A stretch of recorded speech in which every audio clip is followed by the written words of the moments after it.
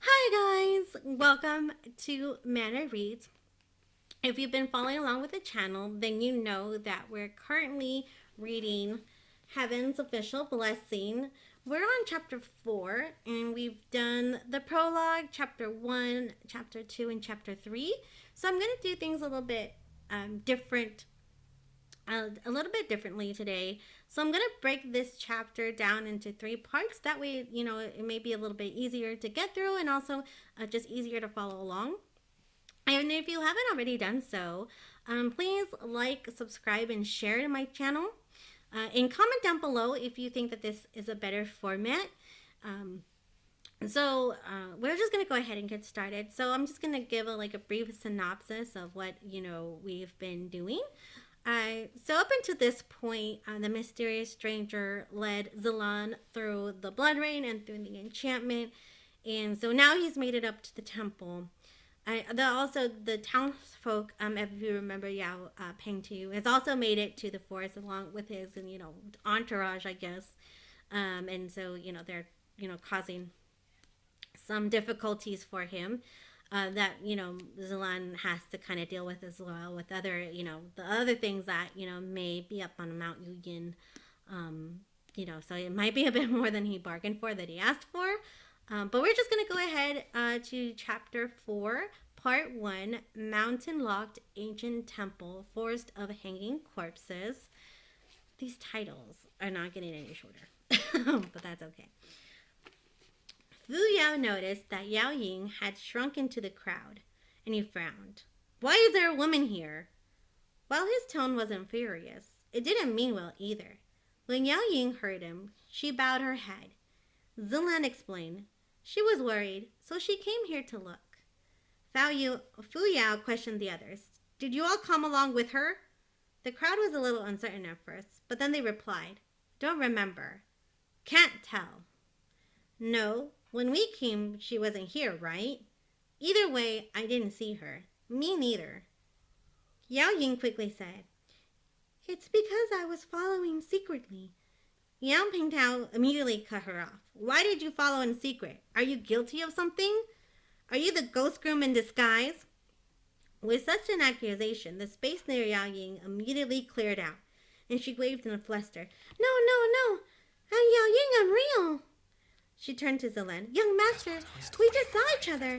I helped you put on the robe, did your hair, and your whole makeover. Zilan could not find the words to reply to that. Everyone turned their eyes on him, and some started to whisper among themselves. He vaguely heard the words hobby, abnormal, unbelievable. He cleared his throat. This was a mission requirement. Mission requirement. Nanfeng, Fu Yao, you. Zilan looked around, and only then did he notice that Nanfeng and Fu Yao had been staring at him oddly the entire time. They very rigidly pulled some distance away from him. The way they were staring at him gave him goosebumps from head to toe. Is there something you wish to say to me?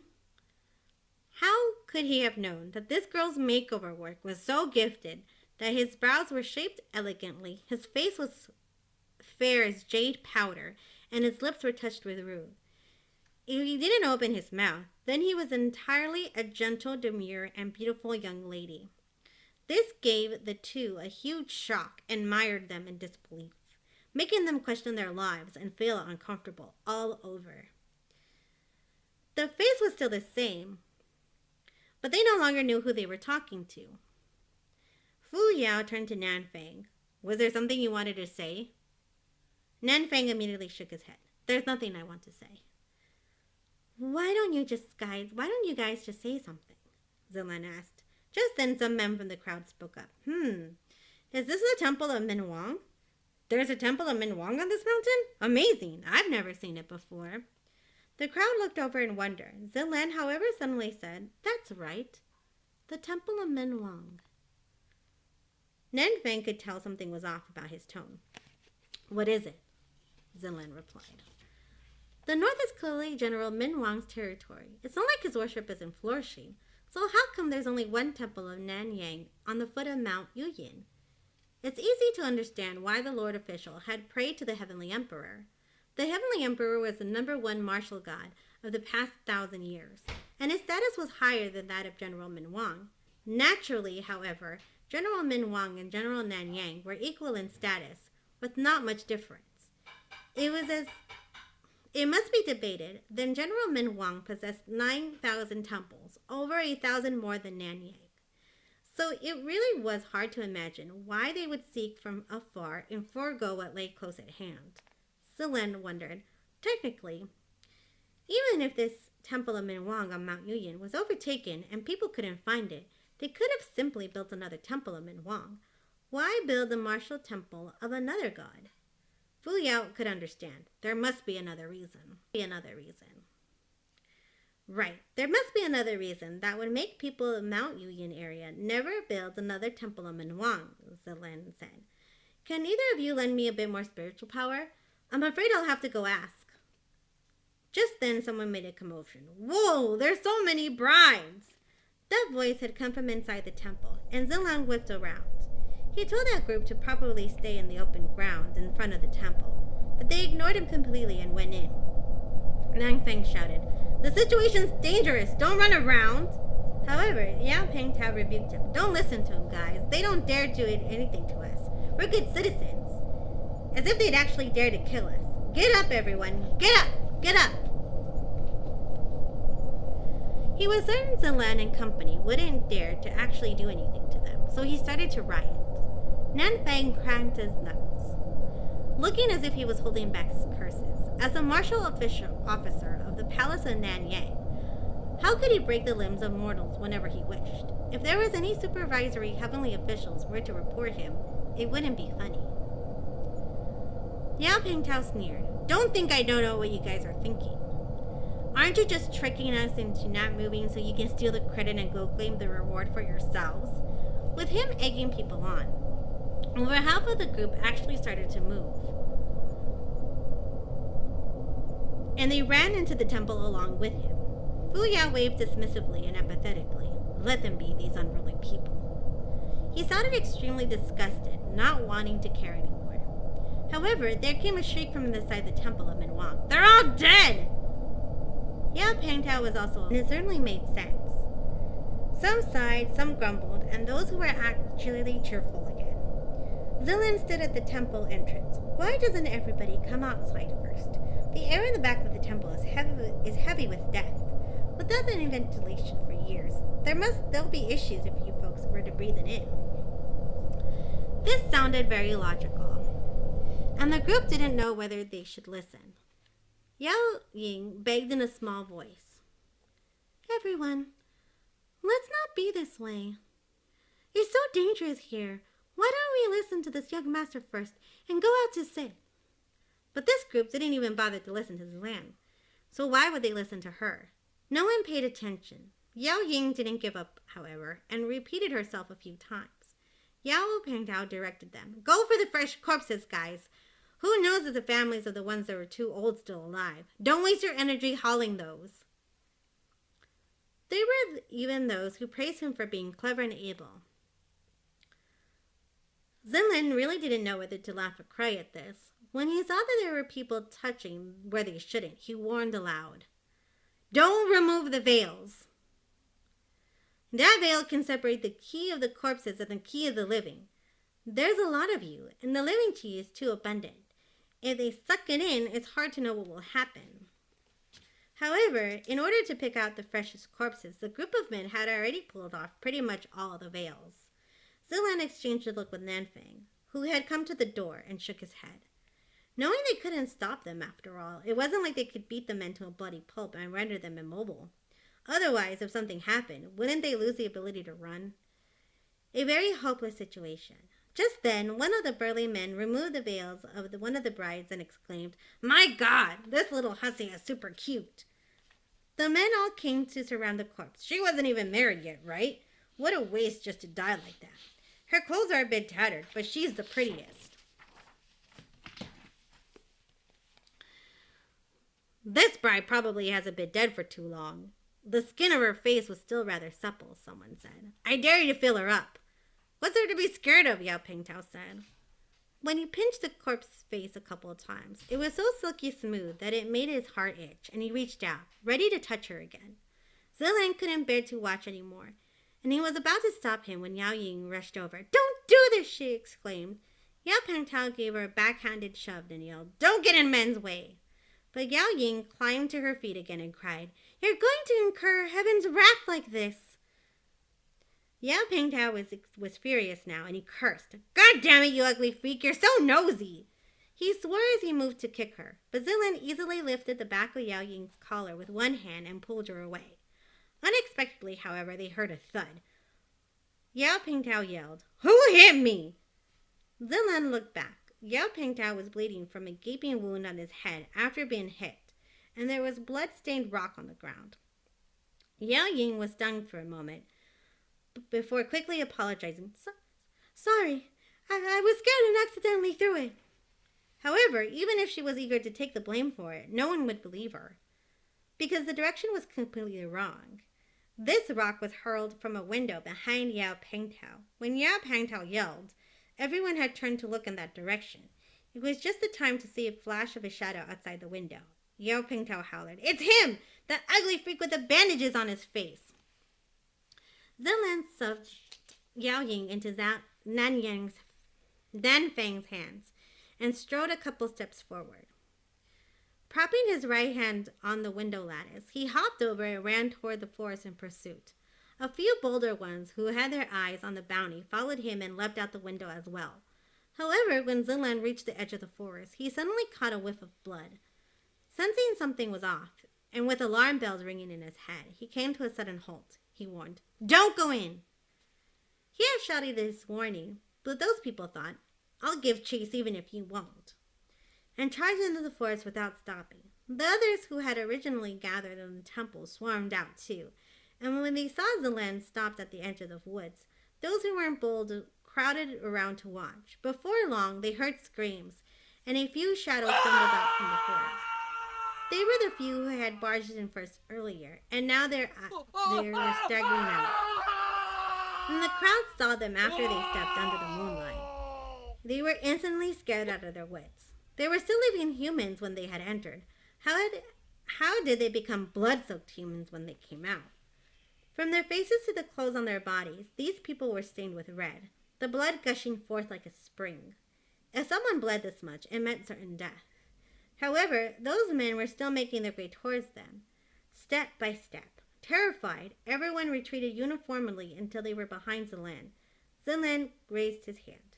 "Calm down. The blood isn't theirs." Sure enough, those men said, "Yeah, the blood isn't ours. It's... Even when drenched in blood, the horror on their faces could not be concealed. The group followed the eyes of those men and looked up into the forest. It was pitch black, so they couldn't see exactly what lay within. Zilan took over a torch, took a few steps forward, and then raised it to probe ahead. Something in the darkness dripped into the torch, giving it a sizzling sound. He glanced at the torch before looking up. After composing himself for a moment, he raised his hand and tossed the torch up. Although the hurled torch only illuminated the area overhead for an instant, everyone still got a clear look of what had been above the trees. Long black hair, deathly pale faces, tattered military uniforms, and arms dangling in the air. The swinging corpses of more than 40 men were suspended upside down at varying heights on the trees. No one knew how long their blood had flowed, but they had yet to dry up. They dripped and dripped, forming a terrifying scene, a forest of hanging corpses amidst a falling rain of blood. This group of people outside the forest were all strong, burly men, but they had never seen such a sight before. They were petrified into silence. When Nan Fang and Fu Yao came over and saw this scene, their expressions froze. After a moment, Nan Fang said, "Green ghost." "Indeed," Fu Yao agreed. "It's his favorite trick." Nan Fang turned to Zilan. "Don't go over there. It'll be a bit of a problem if it's him." Zilan looked back and asked, "Who are you talking about?" "A near supreme," Nan Fang replied. Zilan asked, puzzled, Near supreme? You mean close to the power level of a supreme? That's right, Fuya said. This near supreme green ghost is a malicious creature who's been elevated by the palace of Lin Wen as close to the level of supreme. He adores games like this forest of hanging corpses. You could say he's infamous. Zilan thought, that's really unnecessary. If you're a supreme, you're a supreme. If you aren't, then you aren't. Just like there's only ascended and not ascended, there's no nearly ascended or about to ascend. Adding a near only makes it awkward for everyone. He recalled when that young man led him all the way here. There had been a sound of rain pitter-pattering on the surface of his umbrella. Could he have held it up to shield him from the blood rain of the corpse forest? He let out a soft, and the other two immediately asked, what's the matter? He thus gave a brief account of how he had met a young man while he was in the sedan, and how that young man had brought him here. When he was done, Fu Yao said skeptically, I noticed an enchantment array on this mountain when I came up. It was immensely tough, but he broke it so handily. Zilan thought, rather, he crushed it under his heel without even noticing the feat. He said, that's right. This near supreme green ghost you speak of, could that be him? Nanfeng considered it briefly. I have never seen the green ghost before, so I can't say. Does that young man you saw have any distinctive features? Silver butterflies, Zilan said. Earlier, when Nanfeng and Fu Yao saw the forest of hanging corpses, they remained considerably composed. But the instant those two words left Zilan's mouth, he could clearly see the drop in their faces. Fu Yao exclaimed in disbelief. What did you say? Silver butterflies? What kind of silver butterflies? Zilan realized he had probably said something significant and explained. They're like silver, yet also like crystal. They don't seem to be living creatures, but they look quite pretty. He saw Nanfeng and Fu Yao exchange looks with expressions so grim their faces were almost green. After a while, Fu Yao said darkly, leave, right now. We haven't settled the case of the ghost groom yet. How can I leave? Settle, Fu Yao said. He turned back and sneered. Seems like you've tarried too long in the human realm. This ghost groom is merely a wrath. Even the green ghost of this hanging corpse forest is merely a near supreme, as pesky as he might be. After another pause, he suddenly said in a stern voice, do you know who the master of those silver butterflies is? Zilan replied honestly, I don't. Even if you don't, there isn't time for me to explain now, Fu Yao said stiffly. In short, he isn't someone you can handle. You'd better hurry back to the heavenly realm and ask for reinforcements. Then you head back first, Zilan said. You. The master of those silver butterflies never showed any hint of malice, Zilan said. Even if he does harbor malice, if he really is as terrifying as you claim, then no one within the perimeter of Mount Yuyan would be able to escape his clutches. All the more reason someone has to stand guard here now. So why don't you go back first and help me seek reinforcements? He could tell Fu Yao didn't want to remain here and deal with so many troublesome matters. If that was the case, then Zilan couldn't force the issue. Fu Yao was a straightforward person. So he really did leave on his own with a toss of his sleeves. Zilan turned toward Nanfeng and was about to inquire further about that young man, when there was another commotion in the crowd. Someone shouted, we caught him! We caught him! Now Zilan didn't have a time to ask anything anymore. Who did you catch? Two more bloody figures emerged from the forest. One was a burly fellow who had charged into the forest earlier, and who was one of the few who was not scared off by the blood rain in the corpse forest. The other was a young boy, being dragged along by him in a firm grip, his head and face messily wrapped with bandages. Zilan still remembered what the tea master he had met earlier in the little shop had said. Ugly creature living on Mount Yuyan, and because it's so ugly, no woman loves it, which is why it grew hate in his heart and began robbing others of their brides to ruin their happy occasions. They thought that it might have been a rumor at the time. Who could have guessed that there was really such a person? Be that as it may, whether he was the ghost groom was a different matter altogether. Zilan was just about to take a closer look at the bandaged boy when Yao Ying rushed over. She yelled, You've got the wrong person! This isn't the ghost groom, he isn't! Yao Pengtao shouted back, He was caught red-handed, and you still say he isn't? He pauses as something suddenly dawned on him. Then he continued, "Oh, I was wondering why you were always acting so strange. Always insisting, he isn't. So you're in cahoots with this ghost groom." Stunned, Yao Ying hurriedly waved her hands. No, I'm not.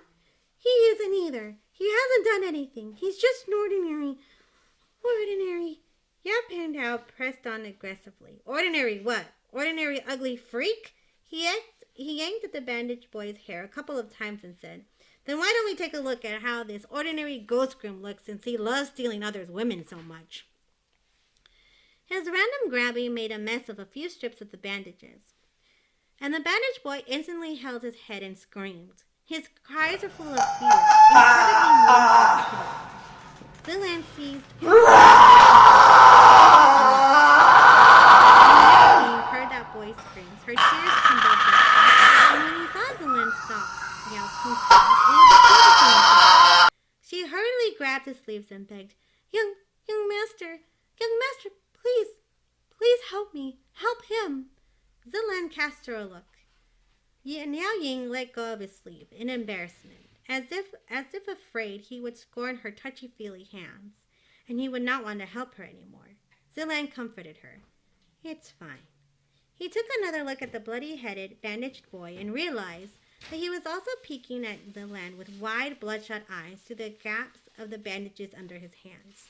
The boy only stole a glance before quickly lowering his eyes, and he hurriedly secured the bandages again.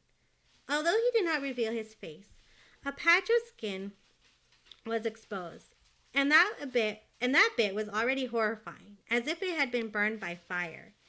It was not hard to imagine how scary that face laid under the bandages was, and the others sucked in the breath, while the boy shrank even more. Zilan noticed that the way those two cowered was exactly the same. It was as if they were afraid to step into the light, afraid to see other people. He sighed inwardly. Next to them, Yao Pingtao was alarmed. "What are you scheming? Were you the ones who caught the ghost groom?" Zilan let go of him.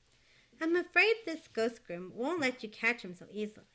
My friend searched around here earlier, but he didn't find him. It's possible this boy came much later. The real ghost groom is still here." Yao Ying also mustered up her courage. You want the reward money, but you can't just catch anyone at random to make up the numbers." Yao Pingtao clearly wanted to hit her again after hearing this. He had been causing trouble since earlier, and Zilan finally couldn't endure it anymore. He waved his hand and Ru Yi fell out to give Yao Pingtao a slap with a thwack and knocked him over. Nan Fang seemed to have reached his limit too, and immediately followed up with a kick. The youth finally toppled to the ground and remained still. This person was the lead instigator, so once he became immobile, the crowd didn't know who to take aim at and settled down. There were a few scattered outcries here and there, but the commotion was over. Okay, so that was part 1 of chapter 4.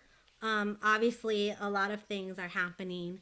There's this random boy that's apparently has something wrong with him. There's Yao Ying, who's, trying to, what appears like just, she just wants everything to go back to normal, or at least that they, stop hurting people.